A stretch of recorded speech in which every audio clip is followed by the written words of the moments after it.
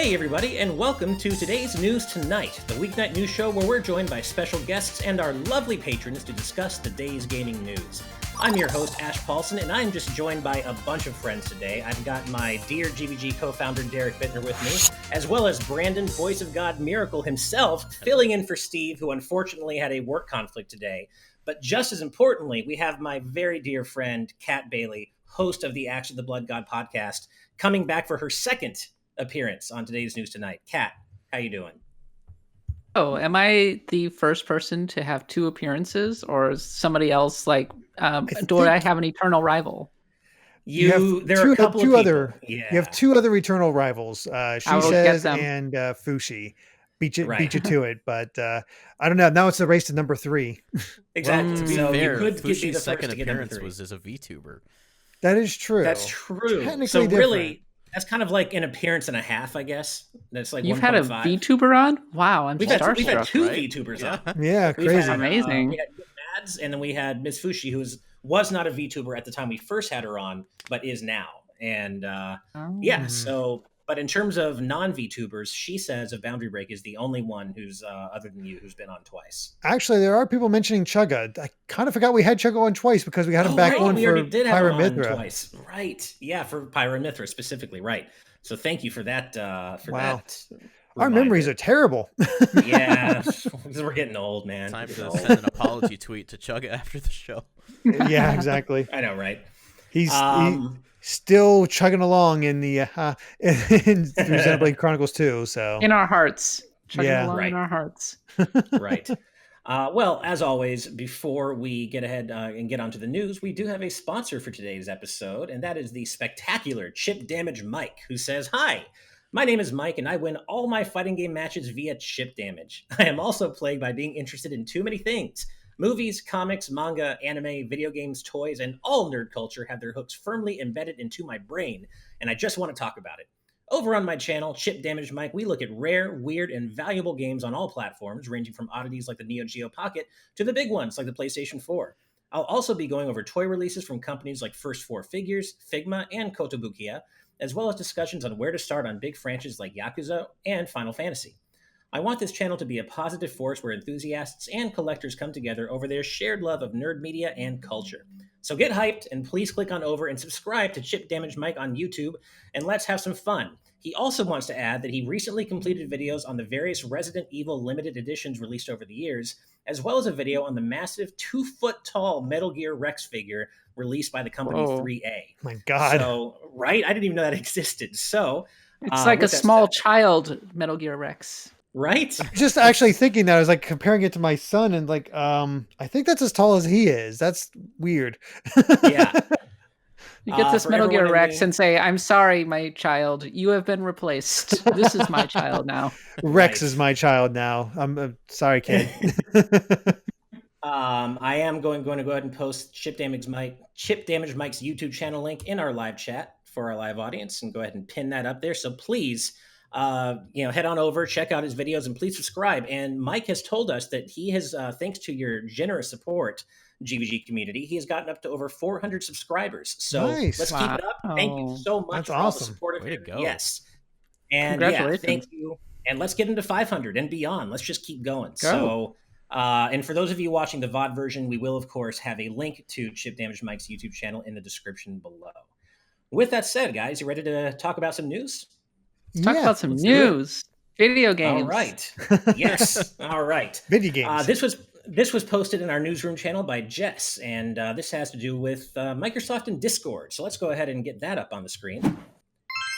And Microsoft is apparently in talks to acquire Discord for more than $10 billion. That's not million with an M, that's billion with a B.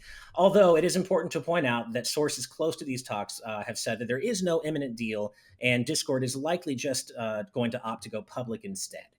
So the main thing I take away from this is I wish it was Nintendo, because Nintendo needs a good voice chat solution, and because Nintendo would do amazing. Like, Nintendo really knows how to run a voice chat solution. Oh yeah, totally. Like I hear where you're coming from, Ash, but I also think like Nintendo wouldn't know what to do with it. Granted, let me but they might leave Discord alone is the thing. That's what I mean. Because granted, it doesn't seem like Microsoft knows what to do with it either. Because we saw what happened with Skype. Right. Yeah. I'm looking at it strictly from the perspective of if Nintendo, acquired their services, but let them do what they do best and didn't try to manage them themselves. Because you're right, Nintendo would run into the ground. They would have no idea what to do with it. In fairness on Skype, it's a terrible service, but it was acquired at a different time in Microsoft's history, and I would say that Microsoft in general is a better company now under the current leadership that it's under. Having said that, I absolutely do not want Discord to be acquired by any major company because that's just going to be a complete disaster for privacy. We're going to get feature creep. You're already seeing it with Slack. Slack was acquired by, I think, Salesforce.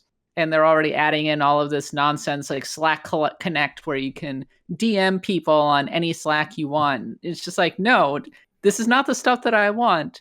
But you know that if Discord came in, we would have to go find entirely new places to put our communities because Microsoft would ruin it. Right. That is the worry. With one of my friends, and he brought up when Oculus was acquired by Facebook, now they require a Facebook login to use their services. And I'm just thinking about that with Discord. I'm like, are they going to force us to use Microsoft accounts to use their services? Because I don't really want to do that. Right. Not really. Unless it came with also a free subscription to Game Pass. Okay, sure. Yeah. Microsoft wants to own you. They really do. They want to own everything. They're in a buying mood. Yep. As Etienne Ben in the chat points out, Nintendo incorporating Discord services would be better than a total acquisition. Completely agree with that. Not that, but Nintendo's got to protect the kids, right? So that's probably never going to happen. But they sure do need it. Because Discord's my go-to solution already for when I'm playing a Nintendo game with, online with friends. I'm sure as hell not using the stupid Nintendo voice chat app on mobile for sure. The voice chat app existed on mobile. Wow. I did forget about it. I have that app and I completely forgot about it. I used it a couple of times and it's okay, but it's very easy for calls to get interrupted and dropped. Yeah. And it's not great. Why not just use Discord, right? Well, speaking of Nintendo, they are the subject of our next news story. So let's go ahead and get that up on screen. And this was reported in our news channel by Jenny G and Fangs. And we've got yet more Switch Pro rumors coming in from Bloomberg. Now, the article itself is paywall locked, but essentially they're saying that Nintendo's going to be using new NVIDIA graphics chips in the 2021 Switch upgrade, which may or may not end up being called the Switch Pro, who knows. But on top of that, Bloomberg reporter Takashi Mochizuki did tweet some additional details from that article recently, and that includes it's going to release later this year in 2021. It's going to have a 7-inch 720p OLED screen.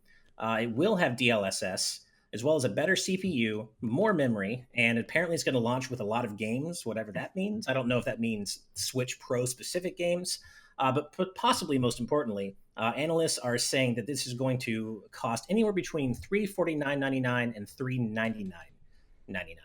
So there's a lot to unpack there. But Brandon, you are our resident tech guy, and I know Steve would have a lot to say about this if he was here, but I'd like to give your thoughts on some of this more tech jargon because I'm not as much of a tech guy personally. Well, I think the biggest thing here for me is the fact that it will be DLSS equipped, because I don't know if you've ever gotten to utilize DLSS or see it in action, but it's basically tech magic. The AI learning that it uses to upscale your games to 4K is unbelievable. I have a 4K TV in my basement with my computer hooked up, and I recently played Control in 4K using DLSS, and it looked incredible. You couldn't tell it wasn't native. This is going to be fantastic for getting the best bang for your buck in performance out of the Switch Pro. And this is easily the most exciting thing about it to me, assuming it's true. Right, of course. This is all assuming it's true.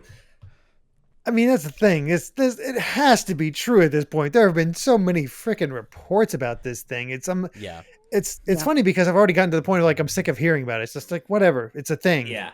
Let's just have it come out already. I don't care. Yeah. But it's definitely happening. Go ahead. Oh, sorry, I didn't mean to interrupt you. But Oh, no, I was no. gonna say, Please go for it.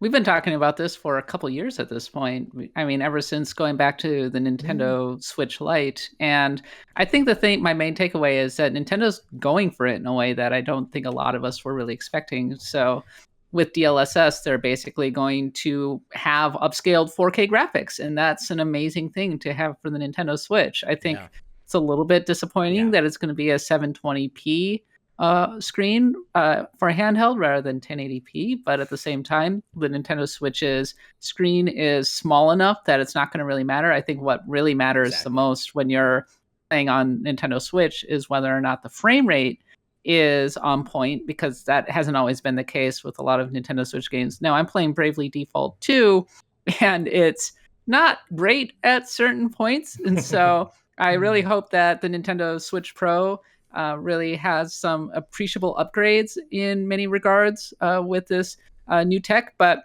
when I look at the specs for this, I will absolutely drop the money for this Pro upgrade of the Nintendo Switch, because it's been over year 4 of the Nintendo Switch, and we're ready. Yeah, we need a tech upgrade.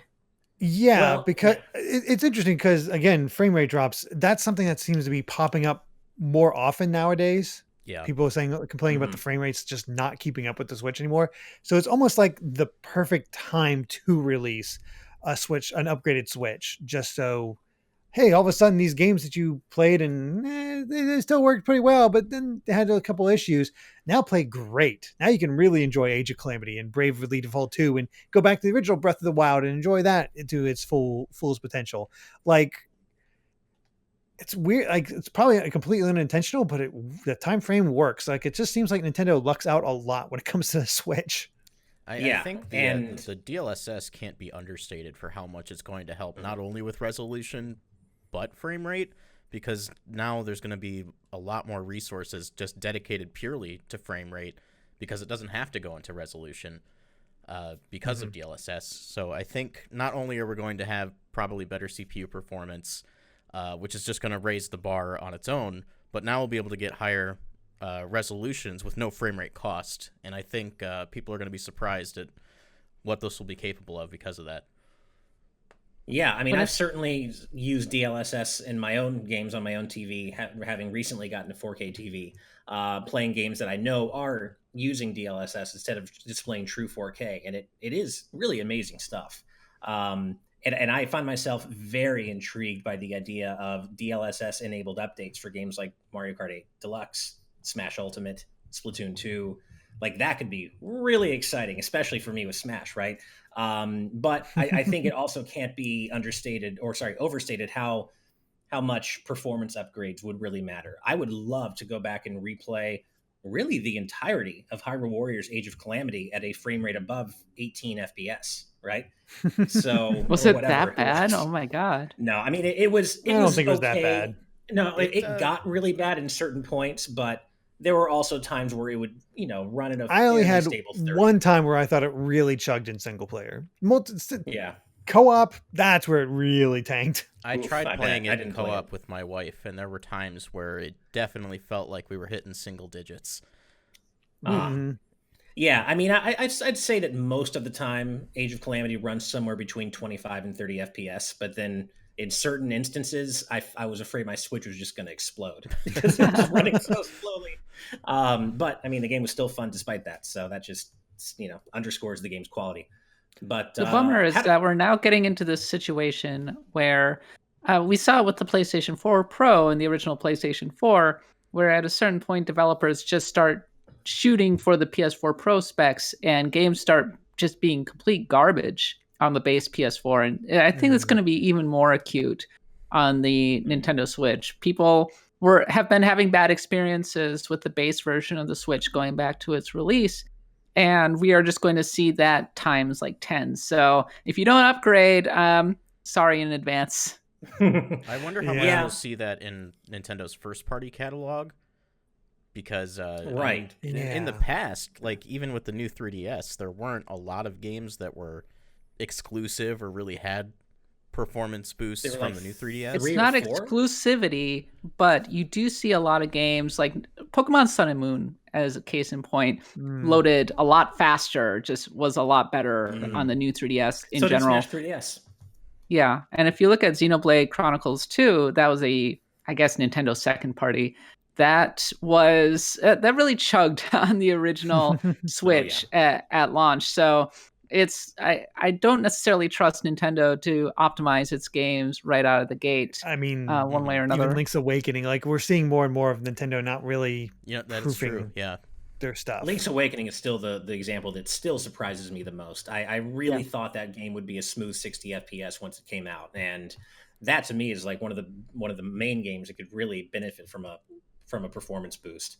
Not to mention, it's not only just about frame rate drops, but I know with Xenoblade 2 and Xenoblade Definitive Edition, I don't know the exact number, but when it uses a variable resolution, right? And in certain instances, when playing on handheld mode, I think it drops to like 520p or something, like definitely low res in certain instances in those games. So that could also help possibly improve that performance and not have to rely on that variable resolution quite as much.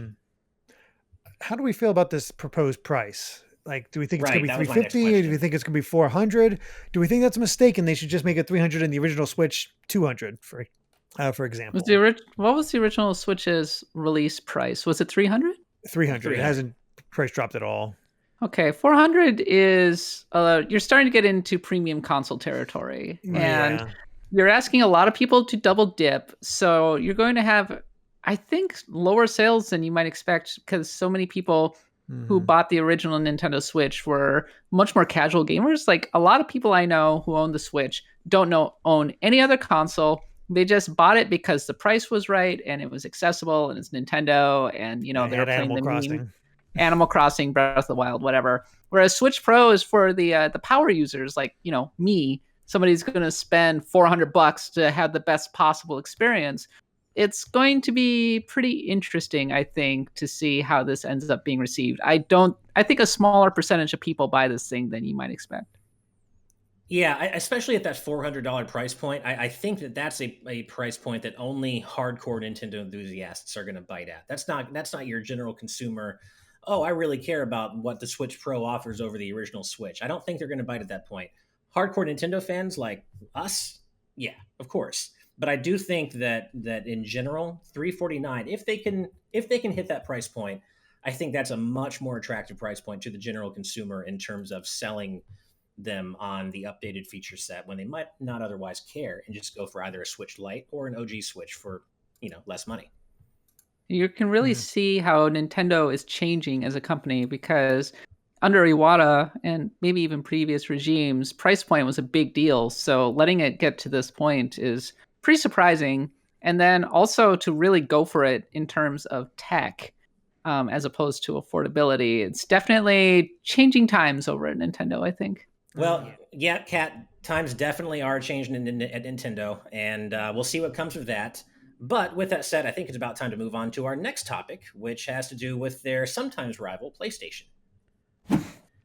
Now, this is interesting because it kind of harks back to something we were talking about in our last episode about Sony shutting down the PS3 and PSP and PS Vita stores. We have just found out that Sony has registered a new patent for awarding trophies via emulated games. Now, on its face, that's not that interesting. But considering that we also think we know that they're shutting down all their current avenues for emulation of their classic games, could this point to something being in the works on the PS1 to PS3 front? Who knows? But it does at least beg the question of if there's something here to get excited about. Kat, what do you think about this? Sorry. If you do. I mean, I guess any preservation that we can possibly get is good. I'm going to throw it to all of you really quickly, and then I can have some fuller thoughts in just a second.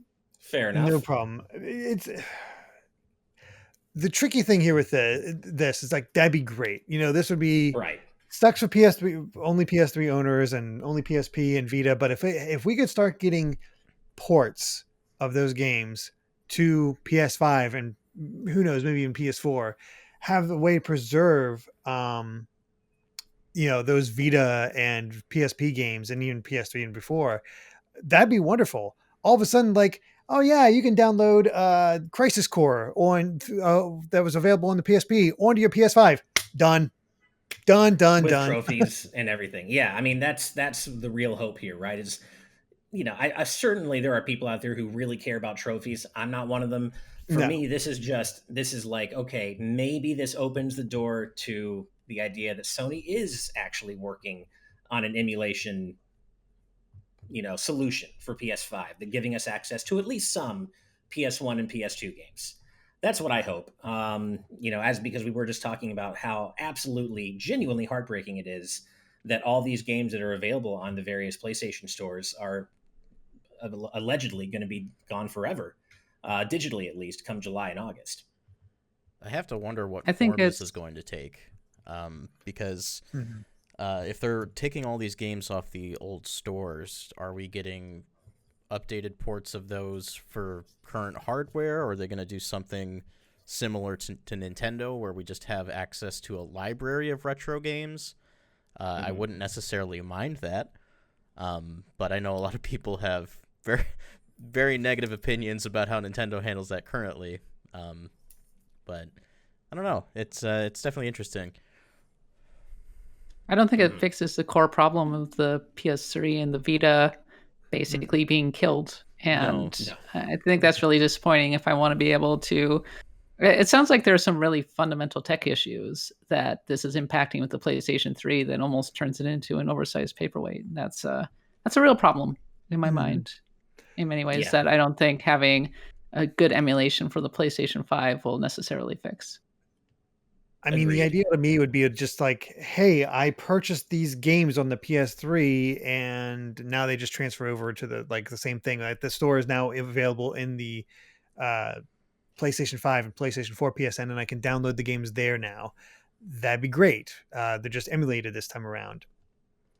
But something tells me that's not going to be the case. The next best solution would be a catalog a la Nintendo, but I don't even know if that's a thing. So, Sony just doesn't put a lot of priority on emulating old games. They, like Jim Ryan, who is a major force at Sony, has explicitly come out kind of against preservation and retro and being like, I don't understand what all the fuss is about. So it's hard to imagine Sony putting major resources into this. They haven't really done that since the PlayStation 3, ironically, came out in 2006. So I don't have great feelings about this, unfortunately. Sony seems their preferred method seems to be to take an old game like, say, Shadow of the Colossus and then just give it a really beautiful remake via Bluepoint or something like that. So, or Demon's Souls. Right. So yeah, it's not adequate though. I want my old games.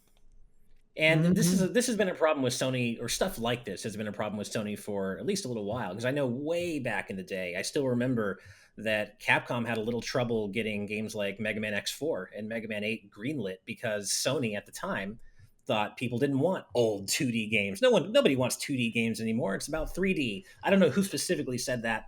I'm not saying it was Jim Ryan. I don't know if I think it was just Sony in general who was saying that. It was just Sony in general, I think. Yeah, Capcom, I think, threatened, like, all right, no Resident Evil for you. Like, all right, no. Yeah. So it's a shame that Sony seems like they are so missing the mark in terms of what their audience actually wants in terms of game preservation. And this is a problem we see in the industry in general, where the game industry is so preservation averse that it just doesn't make sense. And but I think you're right, Kat. For as long as Jim Ryan is a force at Sony, I think that they're just going to continue to ignore this segment of their audience, which I suspect is bigger than they might think it is, who want these classic games.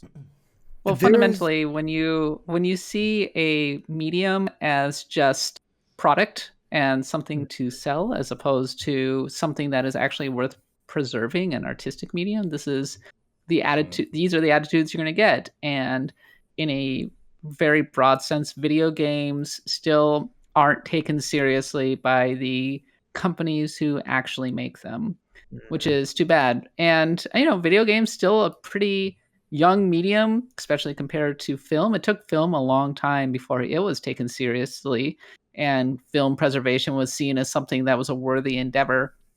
It's just too bad that we are still working toward that point with video games. It does feel like we're finally reaching that generation that is all about film preservation. It's just a matter of getting those people who care about film preservation into seats of power in the companies themselves, so it actually happens. Well, additionally, tragically, for a lot of films, there's no chance at preservation just because of how flammable film is, and a lot of it just was either destroyed in fires or wasn't preserved at all. And that's one of the driving forces behind the video game preservation movement is we have a chance to preserve all these games, and we shouldn't squander that while we have it. Mm-hmm. Right. Mm-hmm. If Sony does really just move over the PS3 console, all the games they have available on the PSN on PS3, 2, 5, and 4, that's a good opportunity for you, Kat, because that's all of a sudden here's all these RPG gems RPG gems that all of a sudden maybe we're checking out. Oh, for sure. I mean, just in general. And there's so many really good RPGs on both the PlayStation 3 and the PlayStation Vita that are going to be quite hard to find once those stores get shut down, most notably among them Suikoden 2. So I really hope that Sony finds at least some alternative to getting these games over onto PlayStation 5. Because good luck having Konami re-release Suikoden 2. It's never happening. Sure. No. By the way, Suikoden collection on Switch would be really nice. In the vein of Castlevania. Cool. Yeah. Or Grandia. If Grandia can have a collection from M2, Suikoden. Make it happen. Oh hell yeah. Yeah. Really quick, Goron Amber in the chat says, "Oh man, my cat isn't in the pet feed." So thank you for letting us know that, and we'll make sure to look into that. I've noted it down. We're really sorry that your cat is not in the feed. So we will look into that. Oh, with that's probably my bad. I'm sorry. Yeah, well, that's no worries, man. I mean, you got a lot of stuff going on, but yeah, just thanks for letting us know, Goron Amber, and we'll take care of it. All right. Well, let's go ahead and move on to our next news story. Oh, actually, by the way, Fangs was the one who posted that previous story in our newsroom, so thank you for that.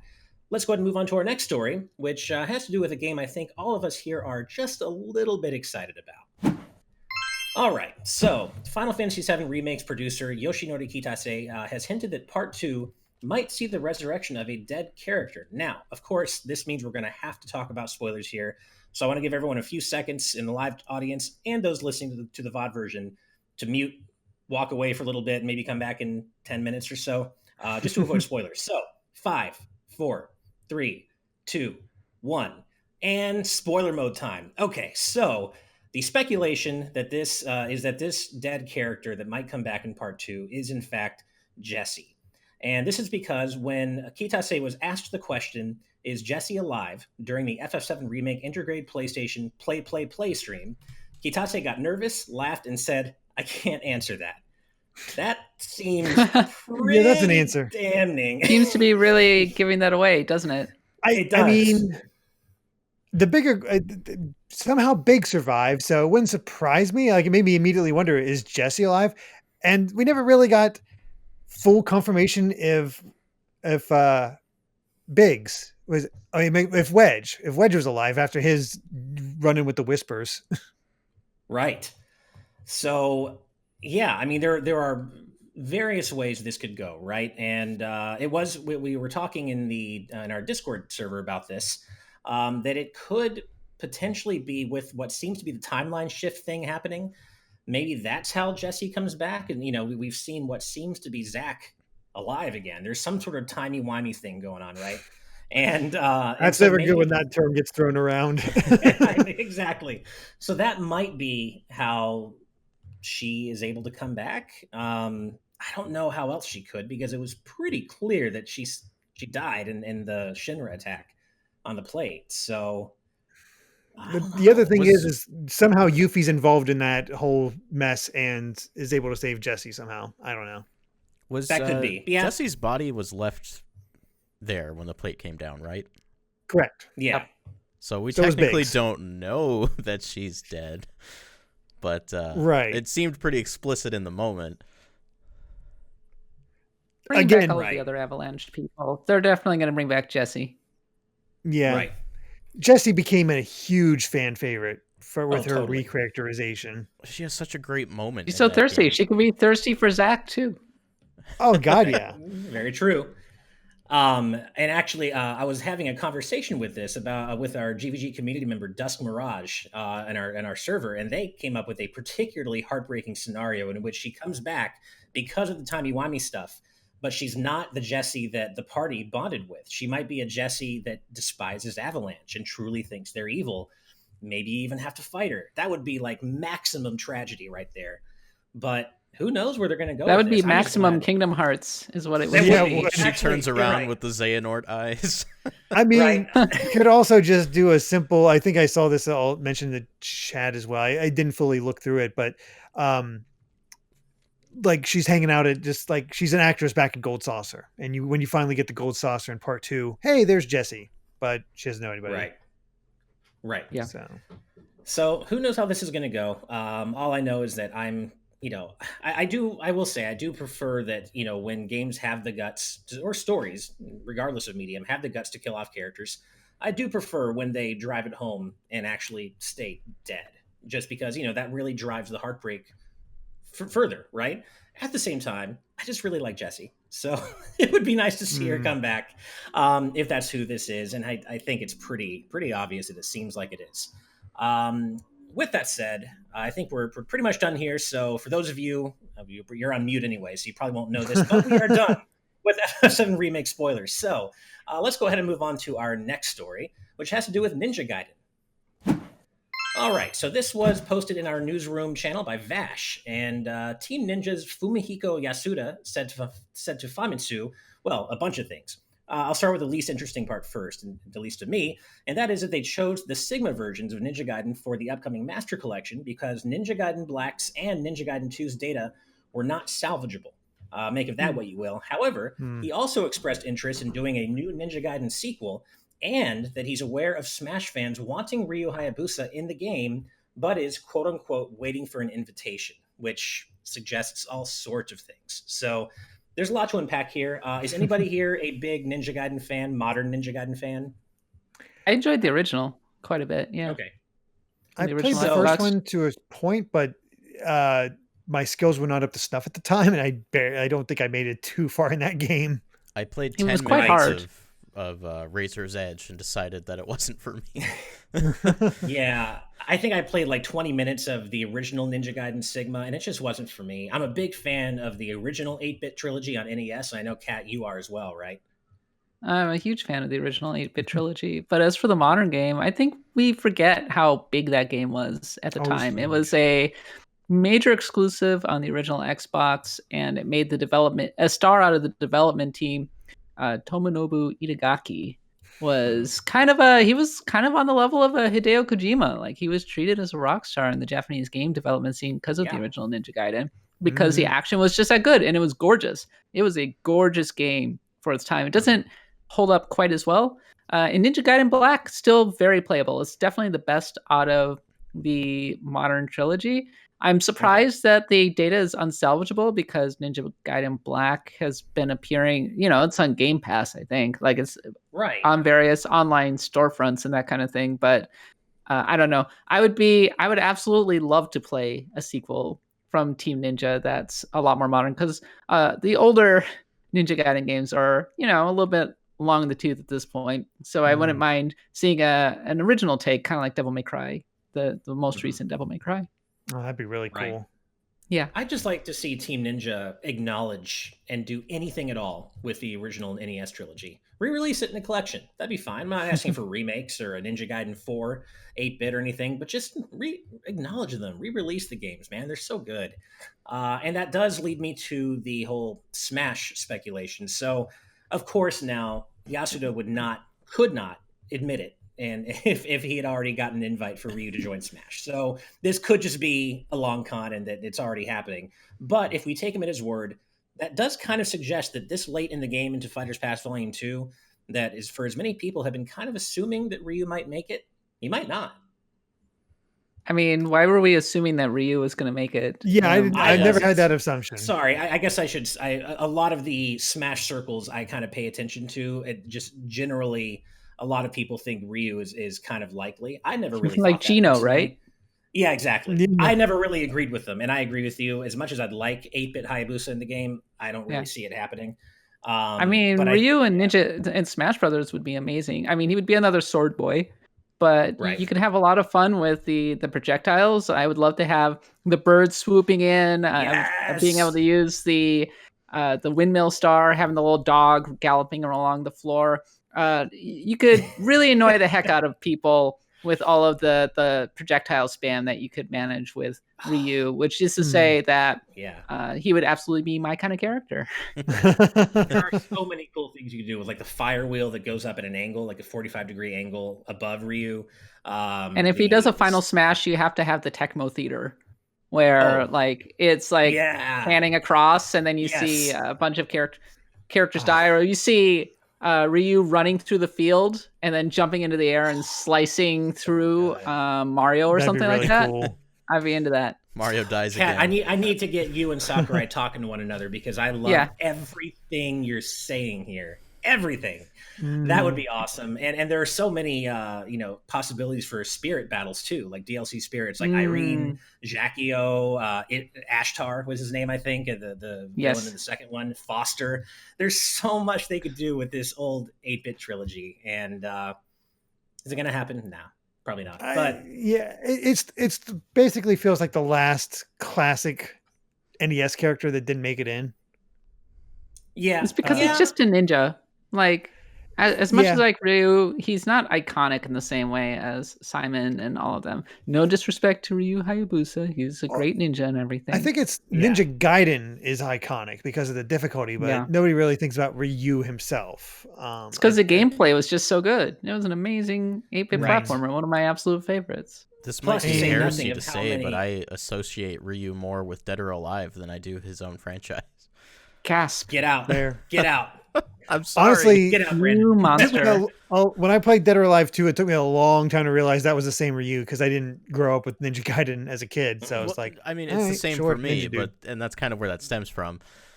Yeah. Yeah, no, that makes sense. And of course, this is all to say nothing of how many amazing music tracks they could pull from the 3 NES games. And I'm sure the new games too. I just don't know anything about their music. Steve is here. Hey, man. Sorry you couldn't make it to the show today, but Steve is in the chat with a very good point. As cool as Ryu Hayabusa is, Steve says Joe Musashi is the best ninja. He has a dog, which... game, set, match. I have no count. That'd be a wild pool. Like all the options for Sega characters, and they go with Joe. Was it Musashi or Hisashi? Joe Musashi. Yeah. I've not played a lot of the those games. I'd rather they put Strider in than Ryu. Strider would be pretty hype. Strider would be hype. Yeah.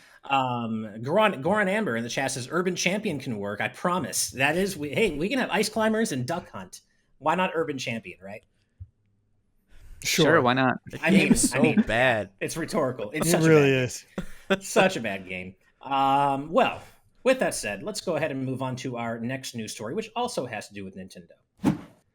And this was posted in our Discord by Adam Davis YT, and Nintendo has officially launched the Animal Crossing New Horizons Island Tour Creator website, which apparently allows players to show off their islands with fun posters and Switch captured video content. And I talked about this with you, Kat, before this. We're not Animal Crossing players here, but you are. And so I want to know why you're excited about this and why this is an important addition to New Horizons.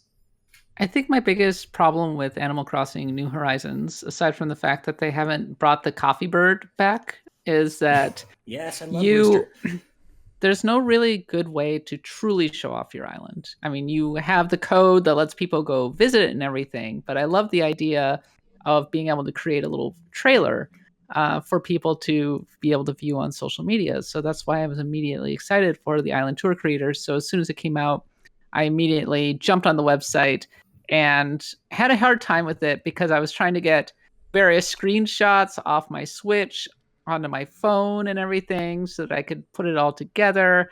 And ultimately, I was having a hard time doing that. So I wasn't able to make a postcard right away, but I'm still really intrigued by the idea of making a trailer for my island because I am very proud of my island. I think it's very cool.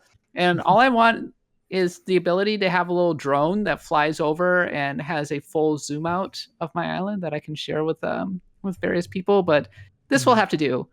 Being able to send a little postcard with my dream friend code to my followers. So it's live now. I'm going to go and do it. I'm going to actually put together a little promotion for my island. But for people who have stuck with Animal Crossing after 1 year, people like me, I think this is pretty exciting. Is it a fill-in for the rest of the content that kind of feel like we're missing because we still aren't up to par with Animal Crossing on 3DS? No.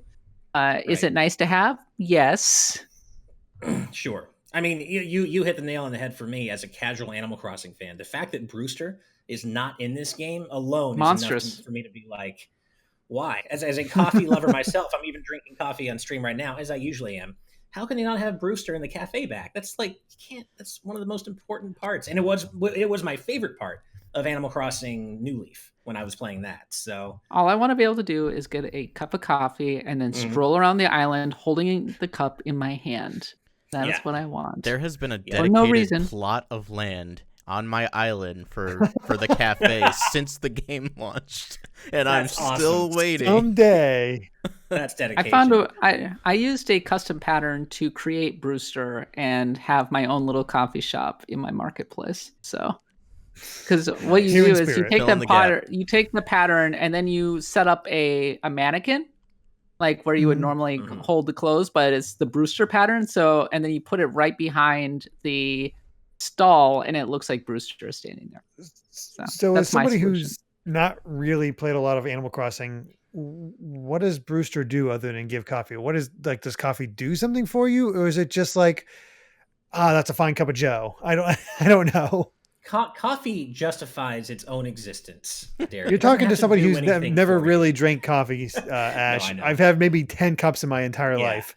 No, I know. I think what it is, at least for me, when playing a lot of Animal Crossing New Leaf, was that it's just, it captures that very specific coffee shop, late night coffee shop vibe, right? Where you can just have a nice cup of Joe and trade stories with people you might not otherwise meet.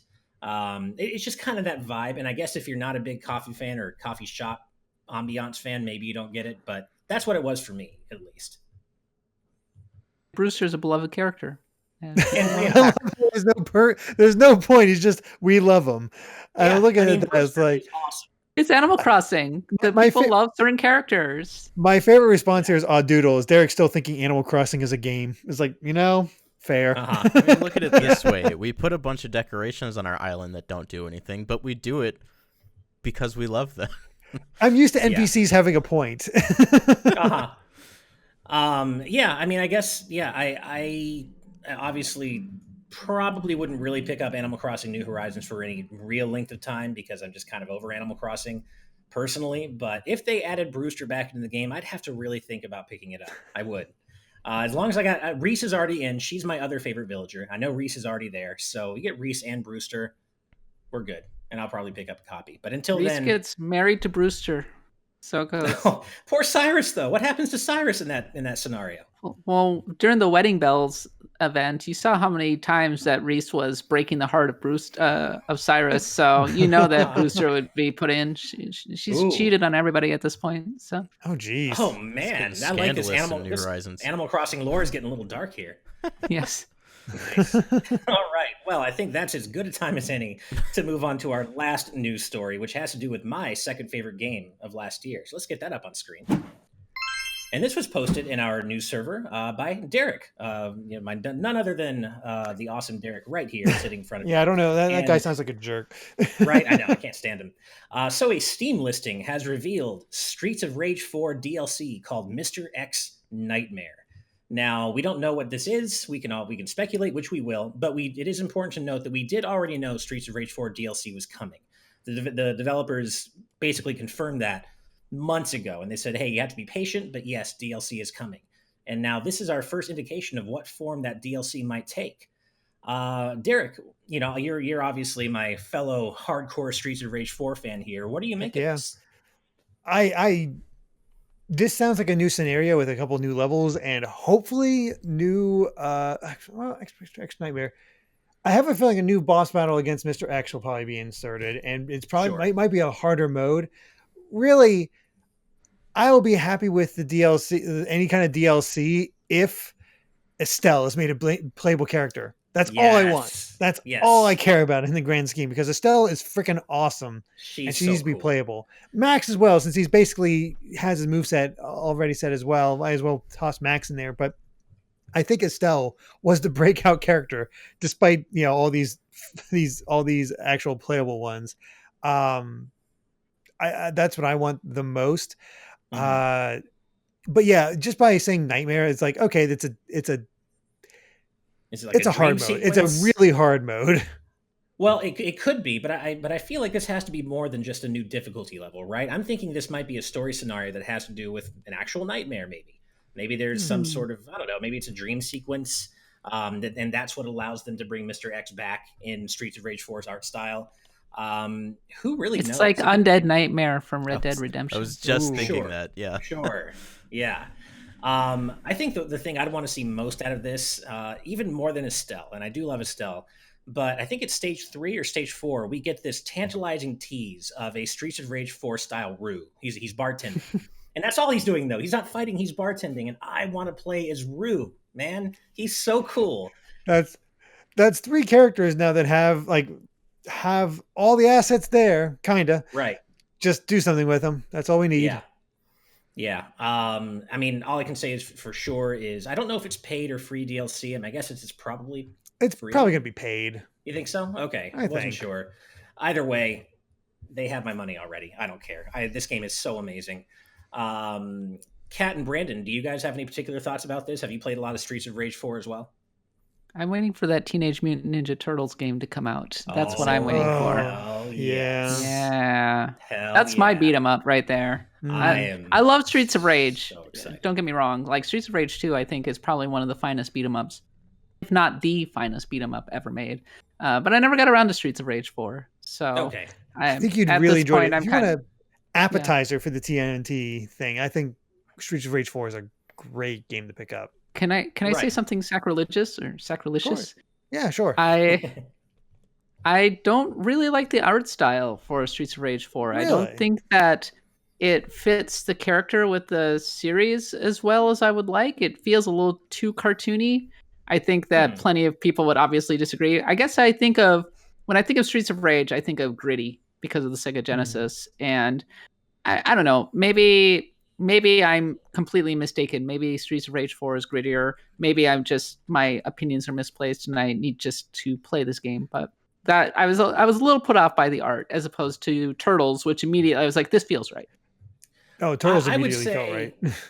I would say check it out because I felt that way about Streets of Rage 4 when it was still in the preview phase before I actually saw it in motion. I was like, screenshots, I wish they had Sonic Mania'd it with updated pixel art. But then seeing it in motion, I have to say the game is truly gorgeous. And if you're worried about grittiness, the grittiness is plenty there. So you don't have to worry about that, I can say. But I would check it out because it's one of its developers, Dotemu, is publishing Shredder's Revenge. So there's definitely some shared DNA there. And that's why I mentioned it. Right. So I think you'd enjoy it. If you do pick it up, let me know. We'll play online together. It's just a fantastic game. The soundtrack is mind-blowingly good.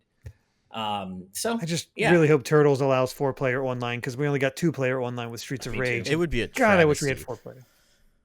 It would be, yeah. You gotta have all 4 players. Come on, it's Turtles. Right? You have to. It'd be counter to Turtles if you couldn't, right? And then you have to let me play as Donatello. Excuse me. I already called Donatello on Twitter like weeks ago, Kat. I don't know. I guess he didn't see it, but I got to have to throw my hat in that ring too. Sorry. Shaking my head. See, I'm a Donatello fan as well, but I also don't like to compete. So I'm like, hey, you guys can fight over it. I'll take my Michelangelo and enjoy the nunchucks. Oh, okay. You're the Michelangelo. I'm the Donatello. Ash is clearly the Leonardo. What? He's my favorite turtle. At least give me Raphael. I don't want to be my least favorite turtle. You want to trade? I mean, honestly, I would take Leonardo. Okay, well, then if you're taking Leonardo, I take Donnie. I'll take the dual katanas are pretty cool. And I'm still stuck with Raphael. Oh, that's true. All right, I'm like almost as big a fan of Raph as I am Don, so you can have Donnie, Brandon. I'll take Raph. Bless you. Why is it, dude? Why is it that Raph and Donatello fans, like usually Donatello fans, like Raphael as second best? Like, what is it about those two characters that connect? True? I mean, I like Raphael. I mean, nerds are, I guess, usually angry and nerds, so he got the two things. You can tell that we're all 30-something nerds who grew up in a specific time and place because they have very strong opinions on Teenage Mutant Ninja Turtles. The funny thing is Raph consistently, to me, feels like the worst turtle to play amongst all the turtle games. Like, definitely the original NES one because he has no range. Donatello was by far the best one in the original. He does the stupid flip. He does the stupid flip side thing that it's very weak. Whereas he's a lot better in the arcade games. The arcade games he is better. For me, I just like the bow staff. Like in Soul Calibur, I play Keelik just because that's his weapon. I love that as a weapon personally as well. That's one of the many things I like about Donatello. Plus, in the beat 'em ups, Raph is better because his short range is made up for by him usually being the fastest character. So he can get up in, an enemy's face faster than anybody else, even though he doesn't really have the range. Either way, Steve in the chat just reminded me. He says he already called Raph. We might have to come to here. So here's the thing. Based on that trailer, it kind of seems like April and Splinter will be playable. It does. Where's Casey Jones? Come on. And I feel like Casey Jones will be in there. It has to be. If Casey's in, I'll take Casey. Definitely. Also, real deep cut if they manage to get Usagi Yojimbo in there. Oh, that'd be cool. Or the neutrinos, there's so many. There's such a deep. I can't imagine the neutrinos fighting. It's never gonna happen. It's never gonna happen. Please get us Usagi Yojimbo. Splinter, April, and Casey Jones are the three that I would want the most. Can we have Batman as a secret character? No. There's a couple Turtles crossovers. Right. Yeah. And one of them at least is really good. I only learned about their existence of like a couple months ago, and I watched the movie immediately, and it was as cool as I'd hoped it would. It's so good. Yeah. Well, anyway, that was about Streets of Rage 4. Then it turned into a Shredder's Revenge discussion. But that is all the news we have for today. So, of course, before we head out, Kat, would you please let us know where our amazing audience can find you and Axe of the Blood God? I'm Kat Bailey, and you can find me on Twitter at @the_Catbot. I'm also the host of Axe of the Blood God. It's an RPG podcast that goes up weekly.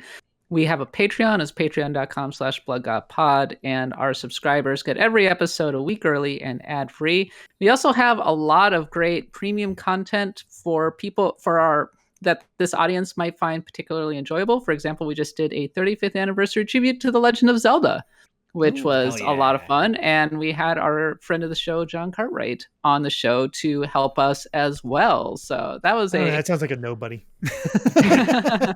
There will be no John slander. Right. We also have a Pantheon of the Blood God special, and we recently did Final Fantasy VIII. So, nice. Ash, I know that's your favorite one. I like FFA, but it's not my favorite one. It is my favorite soundtrack in this Pantheon. I'll have to listen. Yeah, I do still consider it the pinnacle of Uematsu's career. Oh, I'll say that. Yes, I do. We are in agreement, Ash. Nice. We gotta have a music discussion, a Final Fantasy music discussion. That would be fun, Kat. I would be totally into that. I'm glad that we're in agreement on that. Yeah. And I can personally vouch for how awesome Axe of the Blood God is because I've been lucky and humbled enough to be invited onto the show twice myself. Most recently to discuss a Final Fantasy entire series ranking that isn't always correct, but it's we came to blows. We did. It was a lot of fun. But yes, maybe over the placement of Final Fantasy 13. Yeah, which still was higher than I thought it was going to be, but less 13 and more 12. 12 was the placement I had more of a problem with than 13. But we could turn this into a Final Fantasy discussion all night easily. And let's do it. Right? I'm down for that music. I am curious about Kat's progress in 14, but we'll say that for the post show. Yeah, look forward to it. All right. Well, of course, for those of you watching the VOD version, we will have all the usual links to Kat's Twitter and Axe of the Blood God and everything in the video description below. So please go check that out. But with that said, we are done for the day. So as always, a huge thank you to, all of our patrons at every tier, but particularly our producers at the, our patrons at the producer level and above, because without your support, this show would not be happening. So we are so thankful to you. And in addition, a particularly massive thank you to all of our patrons at the executive producer tier and above. And those wonderful folks include Jared Edinger, Brandon Bovia, Rob Arman X, Dan and Twistle, Z Patty, Hyrule Hermit, Sky Blue Flames, Adam O'Sullivan, Richard Herrera, Michael Phone, Floating Mew, Aiko Carroll, Christopher, The D-Pad, Vesmio, Waffle King, Nick Waterman, Jesse N, aka Kitty Kong Facts, Angel Martinez, Vedran Hotik, Makalau, John, Joshua Hunter, Evernight Studio, Benny Yao, Shadow the Cat, Alessia, Azran127, Kinrule09, Jake Pelka, Geller, Shiny Turkey, Joseph Rutkin, Titus Malvolio, Charlie Bird, Lucky Wonderfish, Top Dog 23100, Young Ben Kenobi, Charles Zaz, Douglas Chonix, Andrew Medeiros, Aurum, Phantom 23, Scott Barber, Patrick Harrison, Becca, Rocks the Cat, Fizzywig Hoyd, Loyal Dingo, Flaming Highwayman, Sean Garrett, The Legend of Groose, Eddie B, Kai Ed, Kit Fisto, West Egg, Master Lynx, Sean Davis, Deaneth, Jackson Jordan, Michael McCaw, Matthew Wong, Ashish Joshi, Goron Amber, Straight Lace, Booby, Wolf X Blake and Moon Macarons, Kane, Captain Finlandia, 60 Minutes in 60 Seconds, The Game Orb, Dano the Artist, Synchro Lord, Brainchild, Rosa Pardo Bowling, hey Steve's mom, bye Steve's mom, sorry Steve's mom, Dark Umi 87, The Flying Tacos, Scuff 196, Skull Kid Tiger, AJB Cool, Chip Damage Mike, Jason Uloa, Jaden Buck, Phantom Project, and last but certainly not least, Wheezy Penguin. So, as always, if you enjoy the show and you would like to become part of our live audience tier or just explore supporting us at the various other tiers we offer, head on over to patreon.com/gbgaming to check out all of our various tiers and the perks they come with. But as always, we, of course, appreciate every single one of you, whether you choose to support us or not. We'd really appreciate it if you just dropped a like and subscribe to our channel, but we love all of our supporters regardless. So thank you so much for everything, everyone, and we will see you next time on Today's News Tonight. Until then, good night and good vibes. Bye, everybody. Bye. Bye. Yeah.